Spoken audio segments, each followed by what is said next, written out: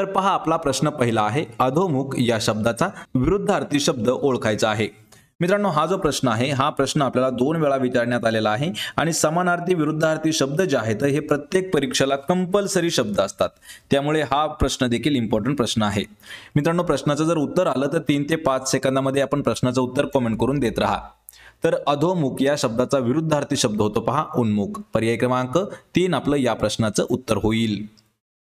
प्रश्न क्रमांक 2 आहे, तिलांजली देणे या वाक्प्रचाराचा योग्य अर्थ काय होईल? पहा तिलांजली देणे या वाक्प्रचाराचा अर्थ।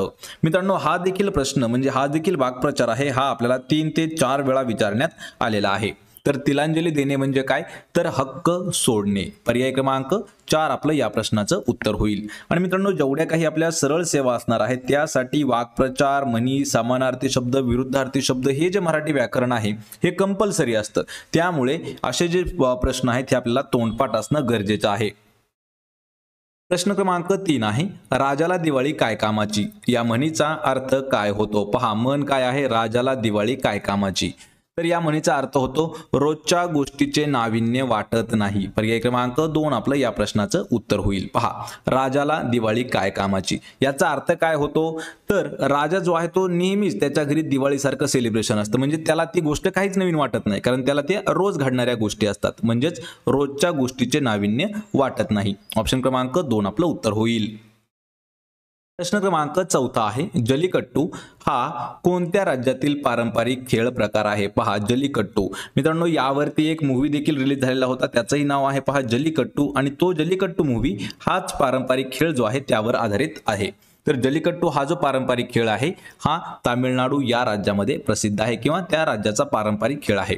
आतापर्यंत हा प्रश्न आपल्याला 2014 पासून हा प्रश्न 8 ते 9 वेळा प्रश्न विचारलेला आहे पहा जल्लीकट्टू। आणि तामिळनाडूची राजधानी यावर देखील प्रश्न विचारण्यात आलेला आहे, तर तामिळनाडूची राजधानी आहे पहा चेन्नई। ऑप्शन क्रमांक 4 आपलं या प्रश्नाचं उत्तर होईल। प्रश्न क्रमांक 5 आहे, 2023 मध्ये झालेल्या प्रजासत्ताक दिनाच्या वेळी खालीलपैकी कोणत्या व्यक्तीला पद्मविभूषण पुरस्कार जाहीर करण्यात आलेला आहे?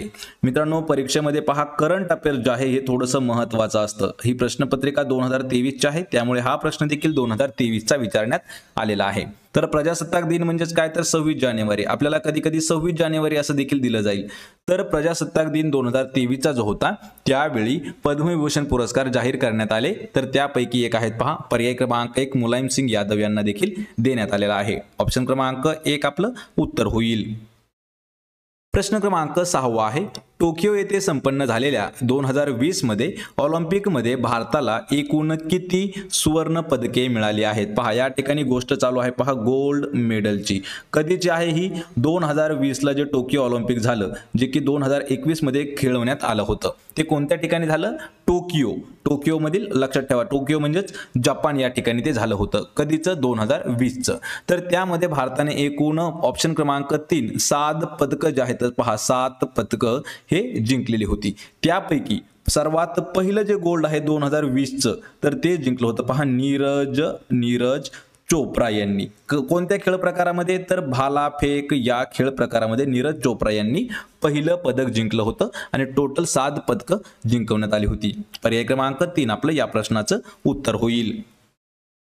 प्रश्न क्रमांक 7 आहे, खालीलपैकी कोणत्या भारतीय व्यक्तीस नोबेल पुरस्काराने सन्मानित करण्यात आलेले नाही? पहा ऑप्शन मध्ये जेवढे काही आहेत त्यापैकी 3 व्यक्ती जे आहेत त्यांना नोबेल पारितोषिक देण्यात आलेलं आहे, त्यातील एक व्यक्ती अशी आहे की त्यांना नोबेल पारितोषिक देण्यात आलेलं नाही। तर ती व्यक्ती आहे पर्याय क्रमांक 1 तर महात्मा गांधी यांना नोबेल पारितोषिक देण्यात आलेलं नाही। त्यामध्ये रवींद्रनाथ टागोर, अमर्त्य सेन आणि कैलास सत्यार्थी या तिघांनाही नोबेल जे आहे नोबेल पारितोषिक हे देण्यात आलेलं आहे। महात्मा गांधी यांना आतापर्यंत देण्यात आलेलं नाही।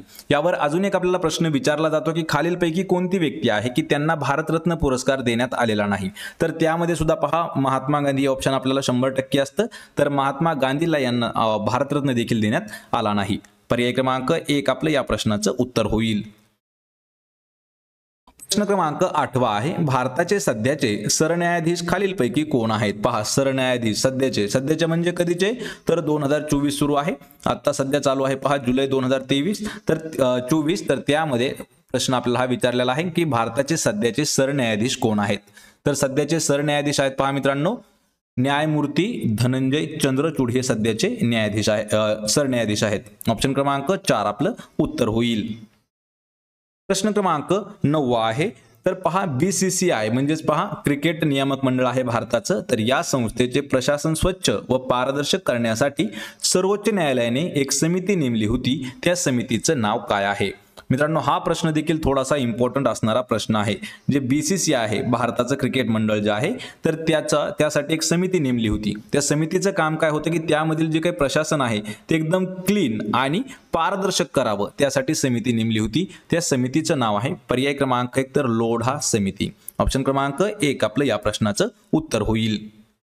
प्रश्न क्रमांक 10 आहे, राष्ट्रीय युवा दिन कोणत्या दिवशी साजरा करण्यात येतो? पहा, राष्ट्रीय युवा दिन किंवा राष्ट्रीय युवक दिन कोणत्या दिवशी साजरा केला जातो? यावर मित्रांनो आपल्याला 2 प्रश्न विचारले जातात। कधी कधी असाही प्रश्न विचारला जातो की आपल्याला स्वामी विवेकानंद यांची जयंती किंवा जन्मदिन कधी साजरा केला जातो, तर तो केला जातो 12 जानेवारीला आणि तोच दिवस राष्ट्रीय युवा दिन म्हणून साजरा केला जातो। ऑप्शन क्रमांक 4 आपलं या प्रश्नाचं उत्तर होईल। प्रश्न क्रमांक 11 आहे, महाराष्ट्र राज्याचे सध्याचे कृषी मंत्री खालीलपैकी कोण आहेत? पहा, महाराष्ट्र राज्याचे सध्याचे कृषी मंत्री। यावर मित्रांनो आपल्याला 2 वेळा प्रश्न विचारण्यात आलेला आहे आणि हा जो प्रश्न आहे हा करंट अफेअर्स वरती आधारित आहे। म्हणजे जर आपण हा व्हिडिओ 2025 मध्ये पाहिला असेल तर बाय चान्स त्या ठिकाणी ते चेंज देखील झालेले असतील, त्यामुळे लक्षात ठेवायचे सध्या 2024 आहे, त्यामधील हा प्रश्न आपण घेत आहोत। तर सध्या महाराष्ट्र राज्याचे कृषी मंत्री आहेत धनंजय मुंडे। पर्याय क्रमांक 3 आपलं या प्रश्नाचं योग्य उत्तर होईल। प्रश्न क्रमांक 12 आहे, माळशेज हा घाट खालीलपैकी कोणत्या महामार्गावरती स्थित आहे? पहा, माळशेजचा जो घाट आहे तो कोणत्या महामार्गावरती आहे? तर मित्रांनो या घाट आणि महामार्ग यावरती आपण एक शॉर्ट्स व्हिडिओ घेतलेला होता। पहा, तर त्या शॉर्ट्स व्हिडिओमध्ये जेवढे काही आपल्या महाराष्ट्रातील महामार्ग आहेत आणि कोणत्या महामार्गावर कोणता घाट स्थित आहे हे आपण डीप मध्ये घेतलेला आहे। पहा, त्यामध्ये जवळपास 7 ते 8 असे महत्त्वाचे घाट देखील आपण घेतलेले आहेत। तर माळशेज घाट जो आहे तो नगर कल्याण या महामार्गावरती स्थित आहे। पर्याय क्रमांक 3 आपलं या प्रश्नाचं उत्तर होईल। प्रश्न क्रमांक 13 आहे, खालीलपैकी कोणते ठिकाण गोदावरी नदीच्या काठी वसलेले नाही? पहा, म्हणजे ऑप्शन मध्ये जे 4 दिलेले आहेत ऑप्शन, त्यापैकी असं एक शहर आहे किंवा एक ठिकाण आहे की ते गोदावरी नदीच्या काठावरती नाही आणि हे 3 जे असे आहेत की गोदावरी नदीच्या तीरावरती वसलेले आहेत। तर त्यापैकी लक्षात ठेवा मित्रांनो, नेवासा हे जे आहे हे आपलं उत्तर होईल, कारण नेवासा जे आहे हे गोदावरी नदीच्या काठावरती वसलेलं नाही। त्यामध्ये नाशिक, पैठण आणि नांदेड हे 3ही शहर गोदावरीच्या काठावरती आहेत। ऑप्शन क्रमांक 1 आपलं या प्रश्नाचं उत्तर होईल। प्रश्न क्रमांक 14 आहे, रेड क्रॉस या संस्थेचं मुख्यालय कोणत्या ठिकाणी स्थित आहे? पहा, रेड क्रॉस यावरती मित्रांनो अजून आपल्याला महत्त्वाचे प्रश्न विचारले जातात। त्यामधील जेवढ्या काही अशा जागतिक संस्था आहेत, जागतिक संस्था आणि त्यांचे मुख्यालय आणि त्यांचं स्थापना वर्ष आपण हे जशास तसं एका व्हिडिओमध्ये घेतलेलं आहे, त्याची लिंक मी तुम्हाला डिस्क्रिप्शन मध्ये देत आहे। तर जे रेड क्रॉस आहे, तर रेड क्रॉस मित्रांनो लक्षात ठेवायचं हे जिनिव्हा या ठिकाणी त्याचं मुख्यालय आहे। पर्याय क्रमांक 2 आपलं या प्रश्नाचं योग्य उत्तर होईल। प्रश्न क्रमांक 15 आहे, पैसे काढण्यासाठी वापरले जाणारे मशीन ATM इंग्रजीतील कोणत्या शब्दाचे संक्षिप्त रूप आहे? पहा, म्हणजे आपल्याला विचारलंय की ATM जो शब्द आहे ATM याचा फुल फॉर्म आपल्याला विचारलेला आहे। पहा, ATM चा फुल फॉर्म यावरती मित्रांनो सलग आपल्याला 3 वर्ष हा प्रश्न विचारण्यात आलेला आहे। सोबतच ATM चा फुल फॉर्म आणि अजून एक आपल्याला फुल फॉर्म विचारला जातो तो म्हणजे आहे पहा OTP। तर ATM चा फुल फॉर्म काय आहे? तर पहा, ऑटोमेटेड टेलर मशीन म्हणजेच ATM। पर्याय क्रमांक 1 या प्रश्नाचं उत्तर होईल। आणि जो OTP आहे, OTP चा फुल फॉर्म आहे पहा one time password. One time password हा जो आहे हा OTP चा फुल फॉर्म आहे। यावर आपल्याला 3 वेळा प्रश्न विचारण्यात आलेला आहे आणि ATM वरती जवळपास 7 ते 8 वेळा प्रश्न विचारण्यात आलेला आहे। पर्याय क्रमांक 1 आपलं उत्तर होईल ऑटोमेटेड टेलर मशीन। प्रश्न क्रमांक 16 आहे, युनो म्हणजे UNO याच्या सुरक्षा समितीवरील कायमस्वरूपी सदस्यांमध्ये खालीलपैकी कोणत्या देशाचा समावेश नाही? पहा, कायमस्वरूपी सदस्यामध्ये विचारलेला आहे। तर या प्रश्नाचं उत्तर होईल पर्याय क्रमांक 4 तर जपान हा जो देश आहे हा युनोच्या सुरक्षा समितीवरील कायमस्वरूपी सदस्य नाही। पर्याय क्रमांक 4 आपलं योग्य उत्तर होईल। यामध्ये फ्रान्स, रशिया आणि चीन हे कायमस्वरूपी सदस्य आहेत पहा युनोचे। ऑप्शन क्रमांक 4 आपलं उत्तर होईल।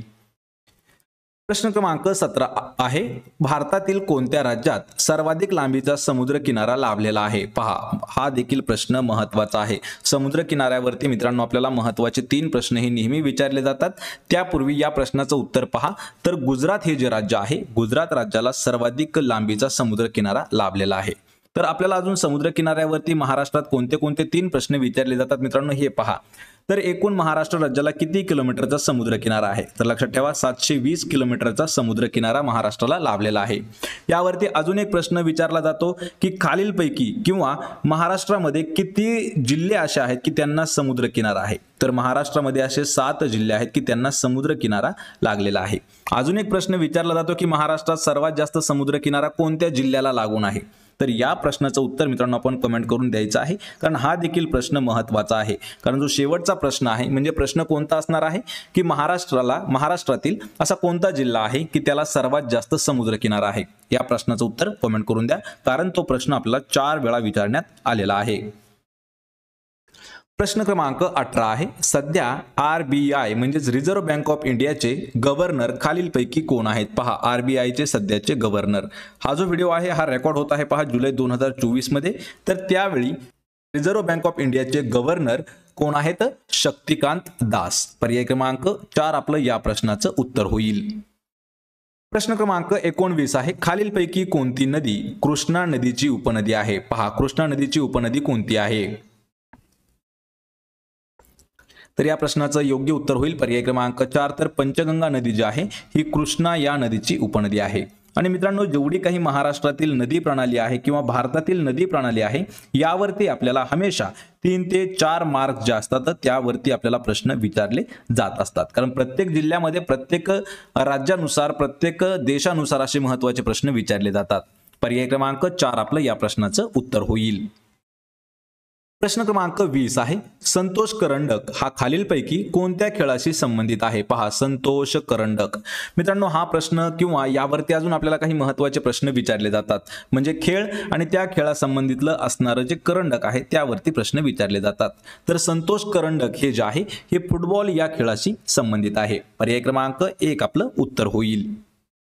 प्रश्न क्रमांक 21 आहे, खालीलपैकी कोणत्या राज्याची सीमा पाकिस्तानच्या सीमेला लागून नाही? म्हणजे पर्यायमध्ये जे काही 3 राज्य आहेत की त्यांची जी बॉर्डर आहे ही पाकिस्तान देशाला लागलेली आहे, पण एक राज्य असं आहे की त्याची लागून नाही.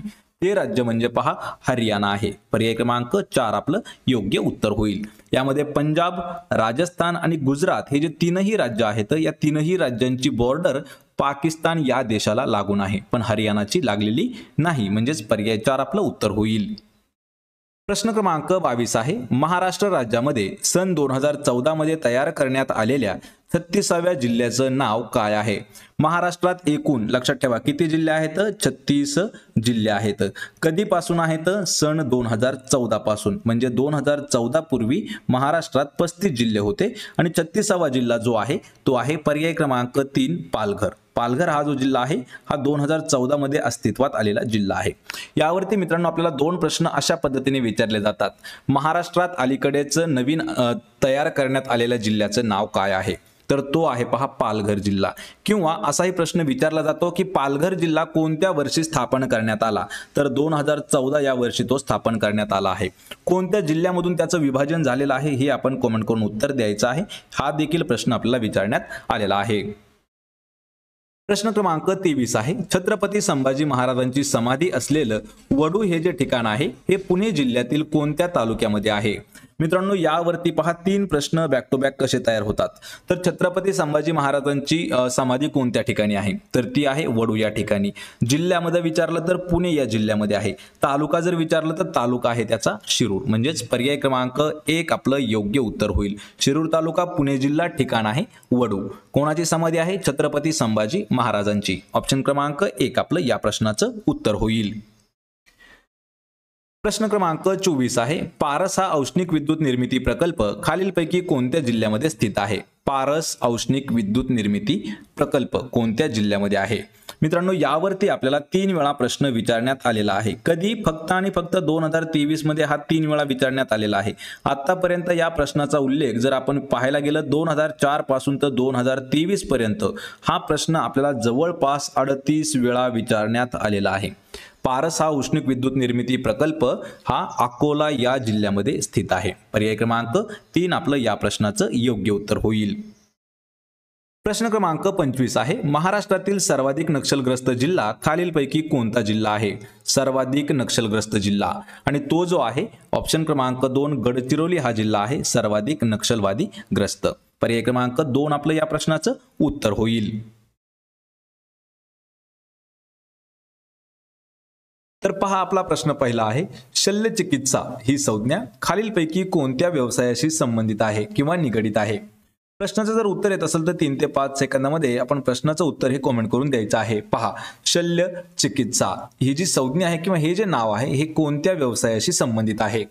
तर मित्रांनो हे आहे पहा पर्याय क्रमांक 1 तर वैद्यकीय क्षेत्राशी संबंधित आहे। पहा, शल्य चिकित्सा। पर्याय क्रमांक 1 आपलं या प्रश्नाचं उत्तर होईल। प्रश्न क्रमांक 2 आहे, ज्ञानबाची मेख या शब्दबंधाचा नेमका अर्थ काय आहे? पहा, ज्ञानबाची लेख हा जो शब्दबंध आहे त्याचा योग्य अर्थ काय होतो? तर या प्रश्नाचं योग्य उत्तर होईल पर्याय क्रमांक 4 तर अनाकलनीय व गूढतापूर्ण गोष्ट, म्हणजे एक प्रकारे आपण त्याला काय म्हणू शकतो तर एखादं सिक्रेट असं त्याला आपण म्हणू शकतो। म्हणजेच पहा, ज्ञानबाची मेख। पर्याय क्रमांक 4 आपलं या प्रश्नाचं उत्तर होईल। प्रश्न क्रमांक 3 आहे, पै दक्षिणा लक्ष प्रदक्षिणा या म्हणीला समानार्थाची म्हण कोणती आहे? पहा, पै दक्षिणा लक्ष प्रदक्षिणा या अर्थाची समान असणारी म्हण कोणती आहे किंवा या म्हणीला समान अर्थाची म्हण कोणती आहे? या प्रश्नाचं उत्तर होईल पर्याय क्रमांक 2 तर आवळा देऊन कोहळा काढणे, म्हणजेच पहा पै दक्षिणा आणि लक्ष प्रदक्षिणा याला ही समान अर्थाची म्हण आहे। आणि मित्रांनो, अशाच पद्धतीच्या आपल्याला जर 200 पेक्षा जास्त म्हणी पाहिजे असतील तर त्या म्हणींची ही लिंक मी तुम्हाला डिस्क्रिप्शन मध्ये देत आहे। त्या ठिकाणी आपण 200 पेक्षा जास्त परीक्षेला येणाऱ्या म्हणी आणि त्यांचे अर्थ घेतलेले आहेत। तो व्हिडिओ देखील पाहून घ्या, त्याची लिंक मी तुम्हाला डिस्क्रिप्शन मध्ये देत आहे। पर्याय क्रमांक 2 आपलं या प्रश्नाचं उत्तर होईल। प्रश्न क्रमांक 4 आहे, खालीलपैकी कोणत्या खेळाडूने ऑलिम्पिक पदक प्राप्त केलेले नाही? पहा, ऑलिम्पिक पदक प्राप्त न केलेला खेळाडू कोणता आहे? तर या प्रश्नाचं उत्तर होईल पर्याय क्रमांक 3 सानिया मिर्झा। यामध्ये पहा PV सिंधू, सायना नेहवाल आणि कर्णम मल्लेश्वरी या तीनही खेळाडूंनी ऑलिम्पिक पदक प्राप्त केलेलं आहे, पण सानिया मिर्झाने अद्यापही केलेलं नाही। म्हणजेच पर्याय क्रमांक 3 आपलं या प्रश्नाचं उत्तर होईल। प्रश्न क्रमांक 5 आहे, खालीलपैकी कशाचा समावेश समाज माध्यमांमध्ये होत नाही? पहा, समाज माध्यम म्हणजे एक प्रकारे आपल्याला प्रश्न विचारलाय की सोशल मीडिया खालीलपैकी असं कोणतं आहे ऑप्शन की ते सोशल मीडियामध्ये येत नाही? तर यामध्ये मित्रांनो आपण पाहू शकता फेसबुक आहे, इंस्टाग्राम आहे, मोनोग्राम माहित नाही आणि ट्विटर आहे। म्हणजेच मोनोग्राम हे जे आहे हे समाज माध्यमामध्ये येत नाही।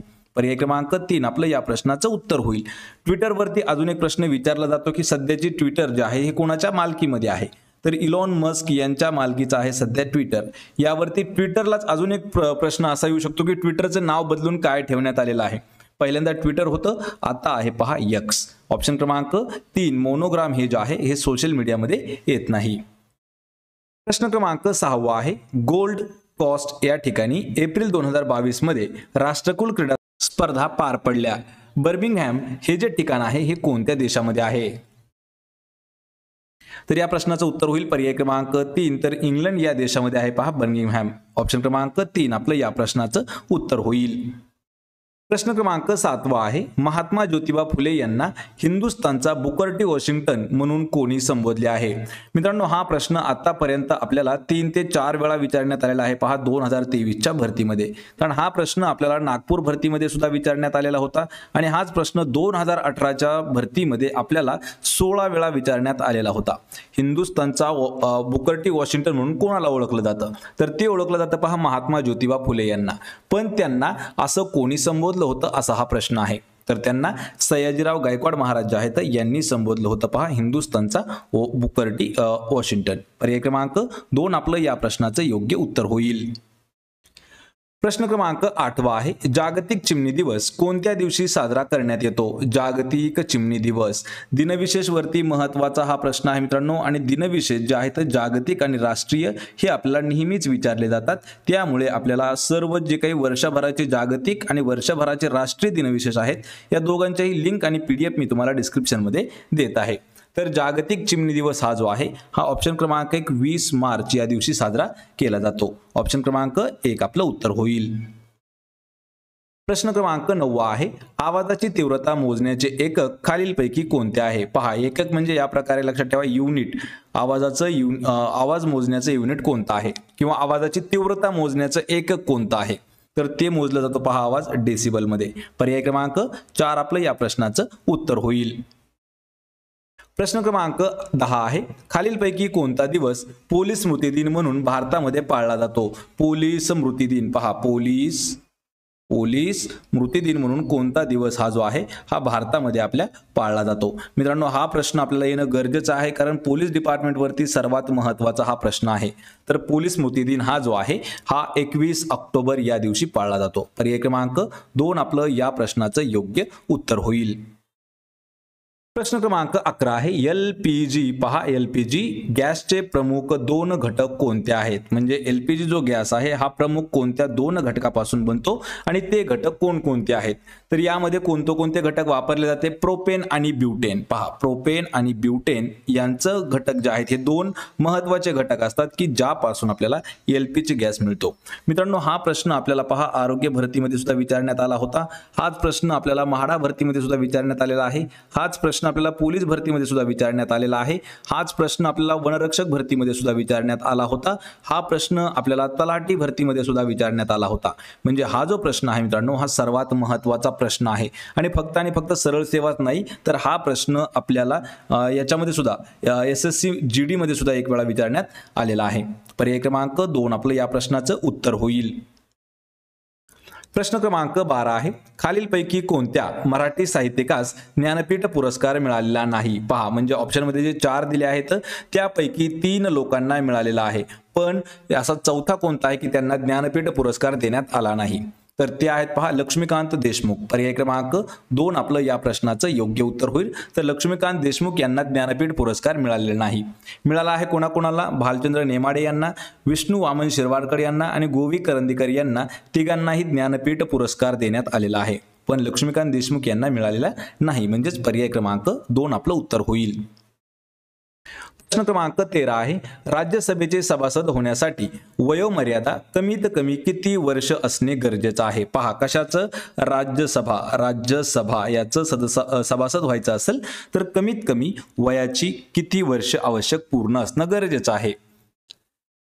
तर या प्रश्नाचं उत्तर होईल पहा पर्याय क्रमांक 4 तर कमीत कमी 30 वर्ष. पहा, कमीत कमी 30 वर्ष वय असणं गरजेचं आहे, त्यानंतरच आपण राज्यसभेचे सभासद होण्यासाठी पात्र होतो. पर्याय क्रमांक 4 आपलं या प्रश्नाचं योग्य उत्तर होईल.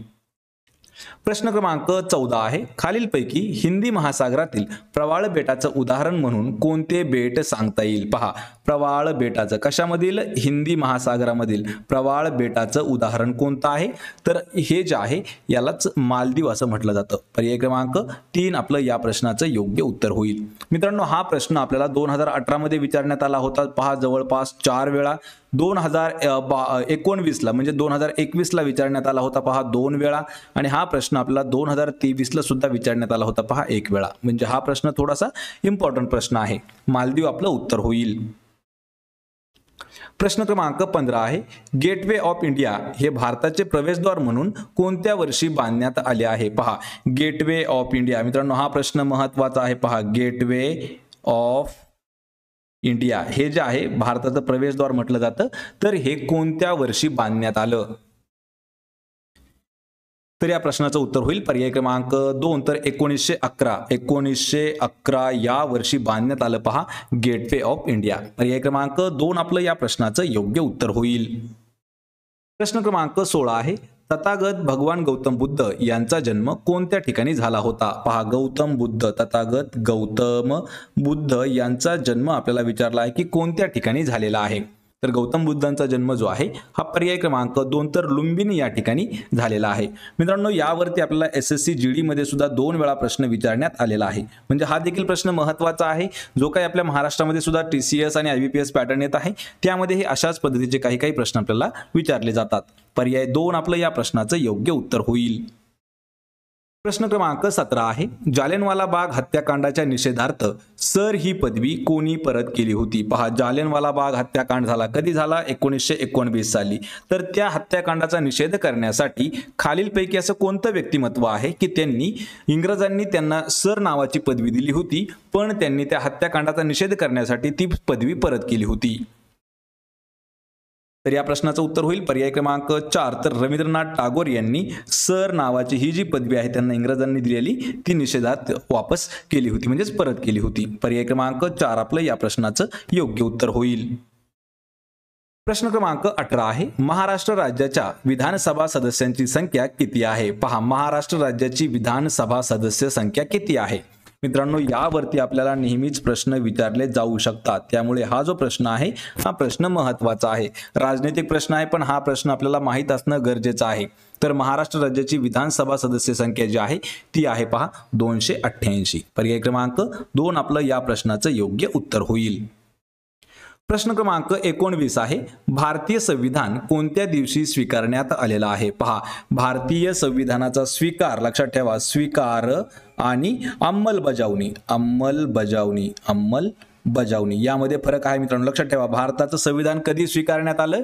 तर 26 नोव्हेंबर 1949. पर्याय क्रमांक 4 लक्षात ठेवा, 26 नोव्हेंबर 1949 रोजी त्याचा स्वीकार करण्यात आला होता आणि 26 जानेवारी 1950 ला ते अंमलबजावणी त्याची करण्यात आली होती. म्हणजेच 26 जानेवारी 1950 हा जो दिवस आहे हा प्रजासत्ताक दिन म्हणून साजरा केला जातो आणि 26 नोव्हेंबर 1949 हा जो दिवस आहे याला संविधान दिवस म्हणून साजरा केलं जातं, संविधान दिवस. आणि यावरती प्रश्न आपल्याला विचारला होता पहा, LLB जी CET झाली होती, LLB ची CET, तर त्यामध्ये या प्रश्नाचा उल्लेख करण्यात आला होता की संविधान दिवस कधी साजरा केला जातो. तर 26 नोव्हेंबर 1949 रोजी संविधान दिन साजरा करतात आणि प्रजासत्ताक दिन 26 जानेवारी 1950 ला. ऑप्शन क्रमांक 4 आपलं या प्रश्नाचं उत्तर होईल. प्रश्न क्रमांक 20 आहे, पानिपतची तिसरी लढाई कोणत्या वर्षी झालेली आहे? पानिपतची तिसरी लढाई, यामध्ये पानिपतच्या मित्रांनो 3 लढाई झाल्या होत्या, त्यापैकी तिसरी जी लढाई आहे ही 1761 या वर्षी झालेली होती. पर्याय क्रमांक 1 आपलं या प्रश्नाचं योग्य उत्तर होईल. प्रश्न क्रमांक 21 आहे, खालीलपैकी कोणती गर्ता हिंदी महासागरामध्ये आहे? पहा, हिंदी महासागरामध्ये असणारी गर्ता कोणती आहे? यावरती फक्त आणि फक्त आपल्याला आतापर्यंत माझ्या माहितीस्तव फक्त 2 वेळा प्रश्न विचारला होता. तर हिंदी महासागरामधील जी गर्ता आहे ती आहे सुंदा गर्ता. पर्याय क्रमांक 4 आपलं या प्रश्नाचं अचूक उत्तर असणार आहे.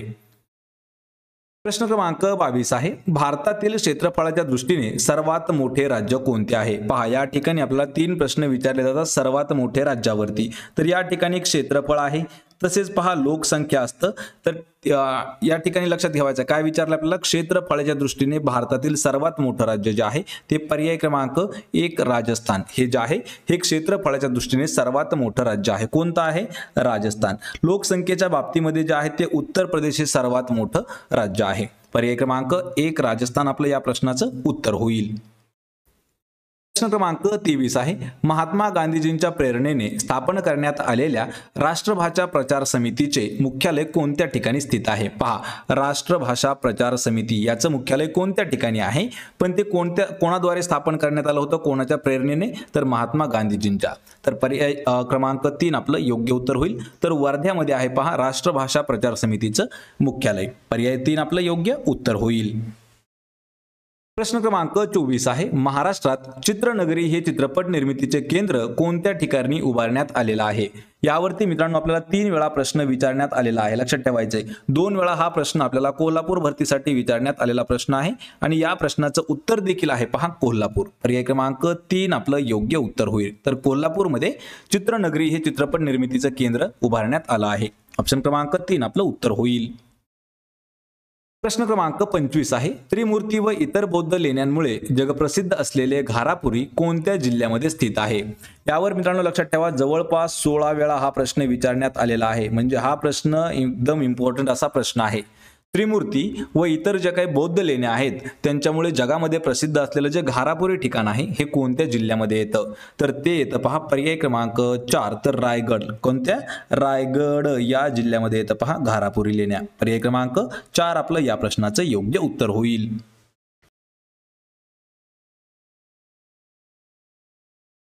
तर पहा आपला प्रश्न पहिला आहे, खालीलपैकी कोणते संमिश्र तांब्याचे संमिश्र नाही? पहा तांब्याचं संमिश्र नसणारं कोणतं आहे? प्रश्नाचं जर उत्तर येत असेल तर 3 ते 5 सेकंदामध्ये आपण प्रश्नाचं उत्तर कमेंट करून द्यायचं आहे. तर या प्रश्नाचं उत्तर होईल पर्याय क्रमांक 4. तर स्टेनलेस स्टील हे जे आहे हे तांब्याचं संमिश्रण आहे. यामध्ये पितळ आहे, ब्रॉन्झ आहे आणि जर्मन सिल्वर आहे, पण स्टेनलेस स्टील येत नाही. म्हणजेच पर्याय क्रमांक 4 आपलं या प्रश्नाचं उत्तर होईल. प्रश्न क्रमांक 2 आहे, एनाटॉमी म्हणजे काय? मित्रांनो हा जो शब्द आहे पहा, एनाटॉमी हा भरपूर वेळा विचारण्यात आलेला महत्त्वाचा शब्द आहे. तर एनाटॉमी म्हणजे काय असतं? तर एनाटॉमी म्हणजे सजीवांच्या आंतररचनेचा अभ्यास करणारं शास्त्र, त्याला म्हटलं जातं पहा एनाटॉमी. पर्याय क्रमांक 2 आपलं या प्रश्नाचं योग्य उत्तर होईल. प्रश्न क्रमांक 3 आहे, अल्झायमर हा कोणत्या अवयवाशी संबंधित असणारा विकार आहे? अल्झायमर हा जो आजार आहे कोणत्या अवयवाशी संबंधित आहे? मित्रांनो हा प्रश्न आपल्याला आरोग्य विभागामध्ये सुद्धा विचारण्यात आला होता. हाच प्रश्न आपल्याला एक वेळा पोलीस भरतीमध्ये सुद्धा विचारण्यात आला होता आणि हाच प्रश्न आपल्याला 2023च्या परत एक वेळा पोलीस भरतीमध्ये विचारण्यात आलेला आहे.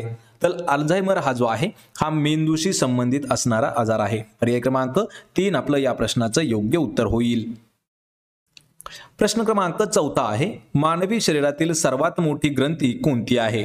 मानवी शरीरामध्ये ज्या काही महत्त्वाच्या ग्रंथी आहेत त्यापैकी सर्वात मोठी असणारी ग्रंथी. तर हा प्रश्न आपल्याला आरोग्य विभागामध्ये सुद्धा विचारण्यात आलेला होता.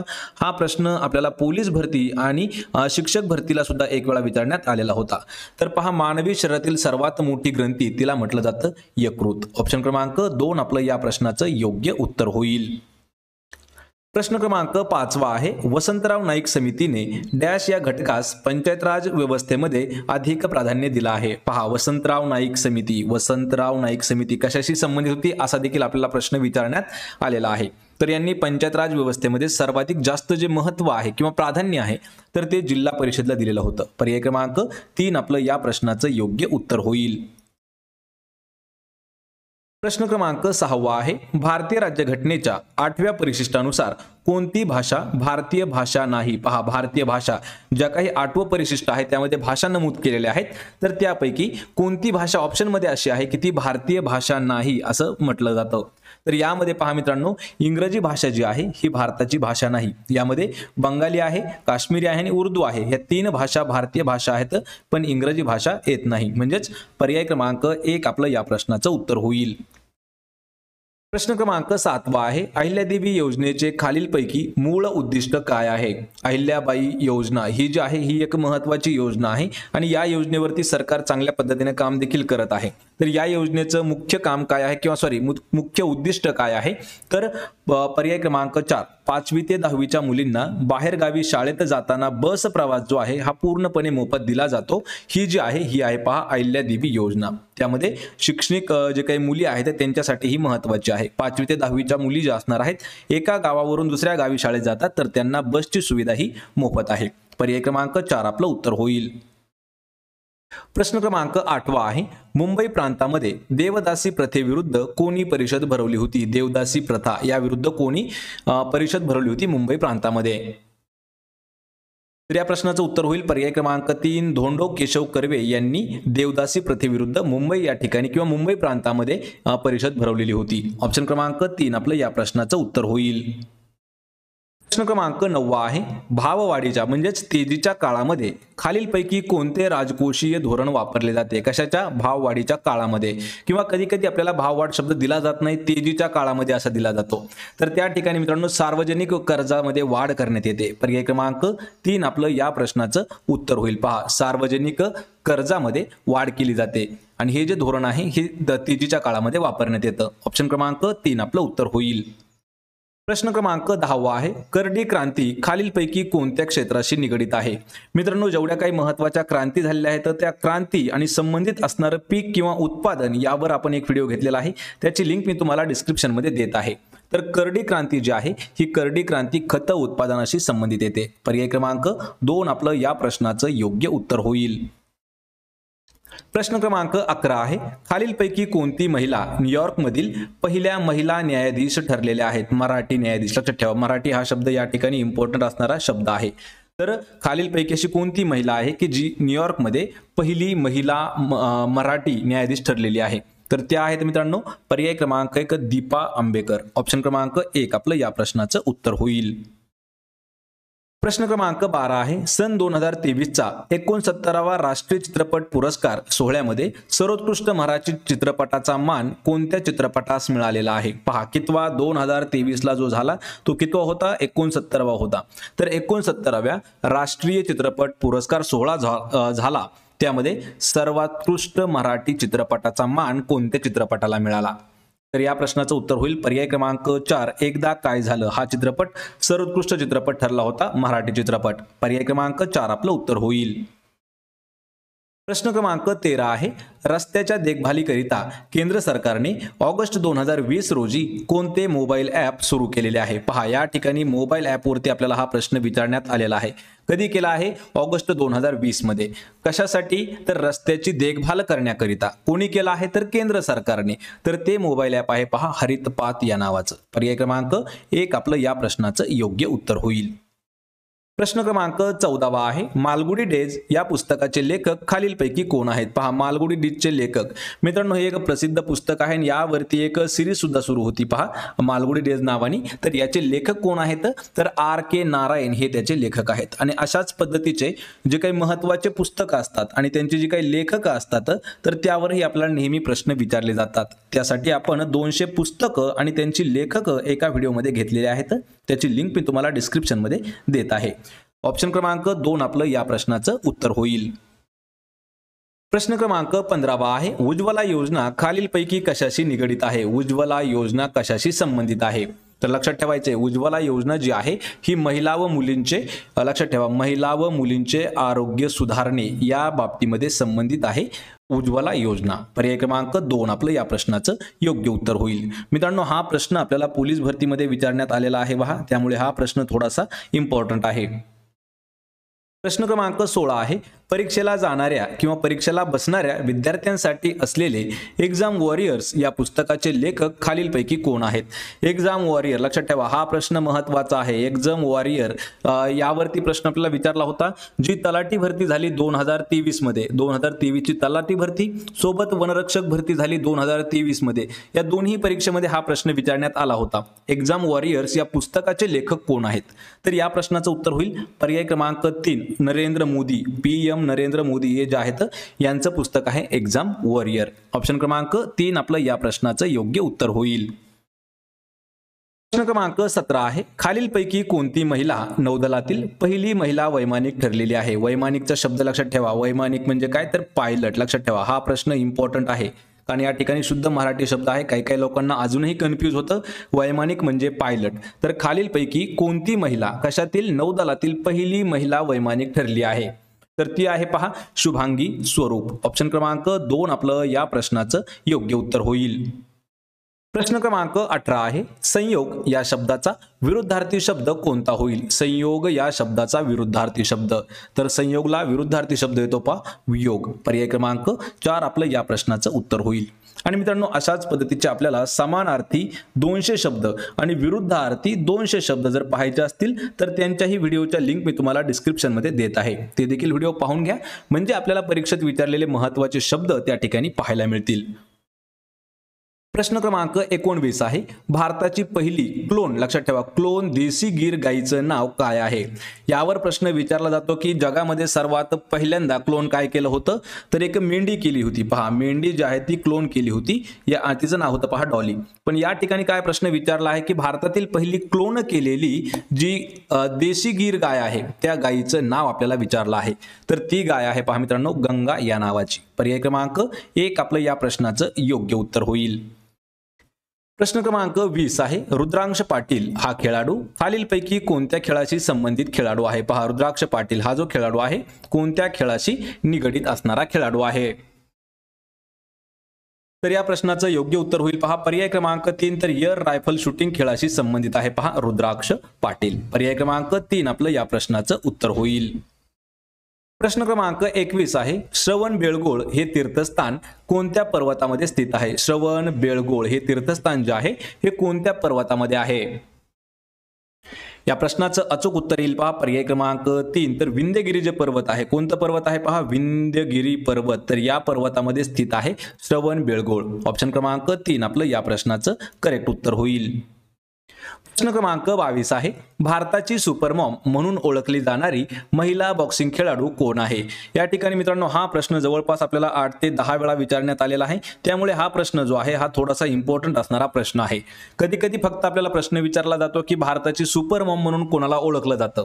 तर या ठिकाणी आपल्याला बॉक्सिंग सुद्धा दिलं आहे, तर बॉक्सिंग आणि सुपरमॉम हे जर दोन शब्द आले तर लक्षात ठेवायचे आपलं उत्तर असणार आहे पर्याय क्रमांक 3. तर मेरी कोम यांना भारताची सुपरमॉम म्हणून ओळखलं जातं आणि त्या बॉक्सिंग या खेळाशी निगडित आहेत. पर्याय क्रमांक 3 आपलं या प्रश्नाचं उत्तर होईल. प्रश्न क्रमांक 23 आहे, नाथ संप्रदायातील कानिफनाथांची मढी या ठिकाणची जी समाधी आहे ही कोणत्या तालुक्यामध्ये येते? पहा, नाथ संप्रदायातील जे कानिफनाथ आहेत त्यांची समाधी कोणत्या ठिकाणी आहे? मढी या ठिकाणी. पर ती कोणत्या तालुक्यात आहे? तर ती आहे पहा मित्रांनो पर्याय क्रमांक 1 तर पाथर्डी तालुका आहे. जर आपल्याला जिल्हा विचारला तर जिल्हा त्याचा आहे पहा अहमदनगर. पण लक्षात ठेवा आत्ताच अहमदनगरचं नूतनीकरण म्हणजे त्याचं नाव चेंज झालेलं आहे आणि अहिल्यादेवी नगर ठेवण्यात आलेलं आहे. अहिल्यादेवी नगर असं ठेवण्यात आलेलं आहे. लक्षात ठेवा जर ऑप्शन मध्ये अहमदनगर असेल तर ठीक आहे, अहिल्यादेवी नगर असेल तर हे आपलं उत्तर असणार आहे. पर्याय क्रमांक 1 आपलं उत्तर होईल. प्रश्न क्रमांक 24 आहे, सुरजागड लोहखान खालीलपैकी कोणत्या जिल्ह्यामध्ये स्थित आहे? सुरजागड लोहखान ही जी आहे मित्रांनो ही गडचिरोली या जिल्ह्यामध्ये आहे. ऑप्शन क्रमांक 4 आपलं या प्रश्नाचं योग्य उत्तर असणार आहे. प्रश्न क्रमांक 25 आहे, उल्फ पुरस्कार कोणत्या क्षेत्राशी निगडित आहे? या ठिकाणी आपल्याला एक पुरस्कार दिलेला आहे आणि तो कोणत्या क्षेत्राशी निगडित आहे असा आपल्याला प्रश्न विचारलेला आहे. जो उल्फ पुरस्कार आहे तर हा येतो पहा रसायनशास्त्र म्हणजे केमिस्ट्रीच्या संबंधातला हा एक पुरस्कार आहे. पर्याय 2 आपलं या प्रश्नाचं उत्तर होईल.